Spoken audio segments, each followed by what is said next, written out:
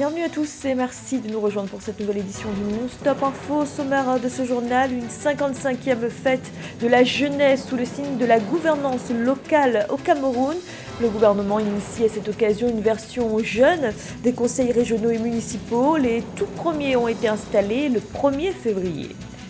Le continent connaît sa seconde vague de contamination au Covid-19 après avoir été relativement épargné par la pandémie. L'Afrique enregistre désormais un taux de mortalité plus élevé que la moyenne mondiale, avec comme conséquence la saturation des systèmes de santé. Et découverte dans ce journal de l'aquariophilie, un loisir peu connu qui, vous le verrez, a son promoteur au Bénin, en la personne de Gilson Sodinou. Une passion pour les aquariums et ses habitants devenue un métier à présent. Mais tout d'abord, le Maroc conserve son titre de champion d'Afrique des Nations. Les Lions de l'Atlas se sont imposés face aux Aigles du Mali ce dimanche en finale du CHAN 2021 qui se jouait au stade Amadou Ahidjo de Yaoundé au Cameroun. Score final 2-0, des réalisations de Soufiane Bouftini à la 69e minute et Ayoub Al-Kaabi à la 79e minute. C'est la première fois qu'une sélection remporte 2 finales de suite du CHAN. Faire de la jeunesse un acteur de la gouvernance locale, c'est tout l'objet de l'installation de conseils municipaux et régionaux de jeunes au Cameroun. Une initiative du gouvernement qui s'inscrit dans les préparatifs de la 55e fête de la jeunesse prévue le 11 février. L'occasion également d'expliquer aux jeunes Camerounais les apports de la décentralisation. Nathalie Mo. Au Cameroun, la décentralisation s'est concrétisée en décembre 2020 avec l'élection des conseillers régionaux. De cette marche en faveur de la gouvernance locale, les jeunes veulent faire partie. Le ministère de la Jeunesse et de l'Éducation civique a dans ce sens initié la version jeune des conseils régionaux et municipaux. Le terrain local constitue une formidable opportunité de dynamisation de notre jeunesse par le biais du volontariat, de la participation citoyenne et de la contribution à divers projets de développement. Il est aussi un champ d'expérimentation et de renforcement de l'observation structurée des jeunes sur la complexité de la responsabilité publique locale. Les premiers conseils régionaux et municipaux ont commencé à être mis sur pied le 1er février 2021. Il s'agit d'un dispositif de mobilisation, d'accueil, d'encadrement et d'action des jeunes âgés de 15 à 34 ans. Une initiative qui, comme le plan triennal jeune, encourage la jeunesse à participer au développement local. On imagine par exemple une décentralisation effective des moyens et des compétences du plan triennal jeune auprès des collectivités territoriales décentralisées et des conseils régionaux jeunes pour plus d'efficacité et d'implication de la jeunesse dans la gouvernance locale. Estimant souvent être maintenus à l'écart des sphères de décision, les jeunes Camerounais doivent pourtant représenter un leadership local à impact positif de longue durée sur la communauté. Une vision déjà définie par le président de la République Paul Biya dans son discours du Nouvel An 2018 pour un Cameroun qui regarde vers l'avenir. Au Niger, les jeux d'alliance se poursuivent en vue du second tour de la présidentielle prévue le 21 février. Ce vendredi, le candidat Mahaman Ousmane a reçu le soutien du Front patriotique, une coalition de partis, dont le MPN Kishinkasa d'Ibrahim Yacouba. Ibrahim Yacouba qui était arrivé 5e lors du premier tour. Reportage de notre correspondant Sadou Elizé Mokhtar. Le Front patriotique, présidé par Ibrahim Yacouba, candidat du mouvement patriotique nigérien MPN Kishinkasa, arrivé 5e lors du premier tour de la présidentielle avec 5,38% des suffrages, a décidé d'apporter son soutien au candidat Mahaman Ousmane lors du second tour. Dans une déclaration commune avec le candidat indépendant Amadou Seydou Issoufou et une dizaine d'autres formations politiques, le Front patriotique a fait le choix du changement. Le Front patriotique appelle-t-il l'ensemble de ses militantes et militants et au-delà l'ensemble du peuple nigérien à voter massivement le candidat Mahaman Ousmane afin que les Nigériens retrouvent enfin l'espoir, le chemin de la dignité, de la sécurité, de l'unité et de la souveraineté nationale, ainsi que le progrès économique et de rompre avec le rang déshonorant du dernier de la planète.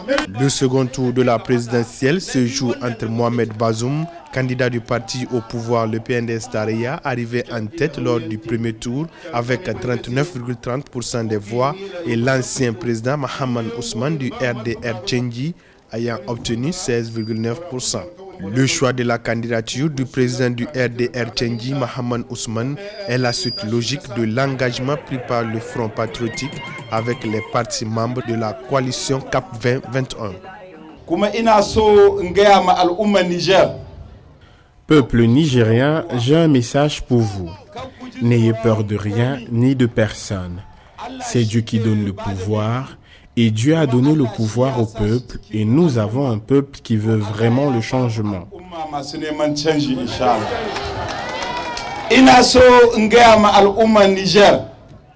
Je voudrais dire au peuple de ne pas avoir peur. Le jour du vote, le 21 février, nous avons un seul choix. Et ce choix est El Hadi Mahaman Ousmane. 7,4 millions d'électeurs nigériens sont appelés aux urnes pour ce scrutin qui aura lieu le 21 février 2021. Démarrée le 31 janvier 2021, la campagne électorale pour le second tour de la présidentielle prendra fin le 19 février 2021. Dans l'actualité également, les résultats d'une récente évaluation du secteur éducatif en Mauritanie ont été révélés par le ministre de l'Éducation nationale, de la formation technique et de la réforme, Mohamed Melainin Ould Ei. C'était vendredi au cours d'une rencontre avec des enseignants à Nouakchott, la capitale. D'après les résultats de cette évaluation, seuls 4% des enseignants seraient capables d'appliquer et de transmettre à leurs élèves au moins 80% du programme scolaire, un bilan qui, selon le ministre, montre la nécessité d'évaluation régulière et de formation adaptée. La pandémie de coronavirus à présent et l'Afrique confrontée à une seconde vague plus violente, jusque-là relativement épargnée. Le continent connaît désormais une hausse du taux de mortalité lié au Covid-19, un taux de mortalité qui serait même supérieur à la moyenne mondiale. Marie-Raphaël Antolo. D'après l'Africa Centers for Disease Control and Prevention, entre la semaine du 11 et du 17 janvier 2021, 27 000 nouveaux cas de COVID-19 ont été rapportés contre 6 100 nouveaux décès. Le continent africain serait devenu l'épicentre des cas de décès de la COVID-19 selon l'Africa CDC. Dernièrement, le taux de croissance global de la pandémie était situé à 2,4% et le pourcentage des cas de croissance de l'Afrique était à 2,2%. Maintenant, nous constatons que les chiffres se sont renversés à ce jour avec 2,5% de taux de croissance de la pandémie en Afrique et 2,2% de taux mondial. Nous voyons donc que nous tirons déjà vers le plus grand pourcentage de décès du virus dans le monde. Malgré la recrudescence de la pandémie dans les pays africains, la situation se serait néanmoins améliorée dans certaines zones, qui se traduit de par le fait que certains pays se sont lancés dans la perspective d'immunisation des populations de par l'octroi des vaccins. Toutefois, le virus continue de faire des ravages sur le continent. Le nombre de pays avec les cas de croissance de la pandémie plus élevés que le pourcentage global continue d'augmenter. 2 autres pays ont été ajoutés à la liste dressée cette semaine. À cet effet, 38 pays africains comptent à ce jour un pourcentage de taux de croissance de la pandémie de la COVID-19. Selon l'Africa CDC, sur les 30 millions de tests effectués sur le continent depuis le début de la pandémie, 100 pays représentent environ 70% de tous les cas positifs déclarés. Il s'agit de l'Afrique du Sud, qui représente 41%, soit 1,3 million de cas, le Maroc avec 14%, la Tunisie avec 6% de cas, l'Égypte avec 5% de cas et l'Éthiopie avec 4%, soit 130 000 cas. Connaissez-vous l'aquariophilie? L'aquariophilie est le loisir qui consiste à s'occuper d'animaux et de plantes aquatiques dans un aquarium ou encore de mettre en valeur l'aspect esthétique d'un milieu aquatique. Et c'est la passion de Gilson Sodjinou. Il est le promoteur de la start-up Aqualab qui innove dans ce secteur au Bénin. Notre correspondant Lefty Ounou est allé à sa rencontre. Le jeune âge de Gilson Sodjinou a été marqué par la pêche de petits poissons dans les zones marécageuses à Cotonou. Lors d'une causerie avec ses amis d'enfance, Gilson Sodjinou a évoqué son rêve, celui de développer ce secteur à l'international. À l'époque, ses amis s'en étaient moqués. Après l'obtention de son baccalauréat, il a fait une école d'aquaculture de Kétou, au Bénin, pour obtenir son diplôme. Il a décidé de renforcer ses capacités grâce à des formations dans les zones aquatiques dans la sous-région. Gilson Sodjinou a monté une première start-up dénommée God House, dédiée à l'élevage de poissons de consommation qui n'a pas prospéré. Dès son retour à Cotonou en 2016, il a transformé sa chambre à coucher en mini-musée aquatique. Cette installation a suscité la fondation de la start-up Aqualab, laboratoire aquatique situé à Akpakpa à Cotonou. Nous offrons les aquariums, les murs d'eau, les murs végétaux, les cascades, les bassins aquatiques. Nous élevons les animaux aquatiques et nous les commercialisons aussi.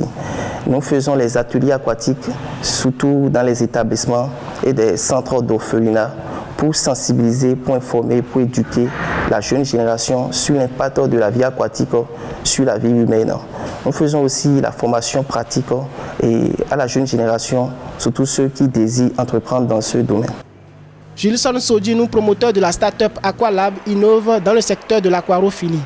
Au sein de sa jeune entreprise, on découvre un laboratoire aquatique en plein air où il reproduit les poissons de petite taille dans un système fermé. Une technique intitulée élevage par classe d'âge séparée. Quand ils font leur bébé traverse cette passoire et entre dans l'eau. Automatiquement, nous, on récupère les bébés et on commence par les prendre en charge.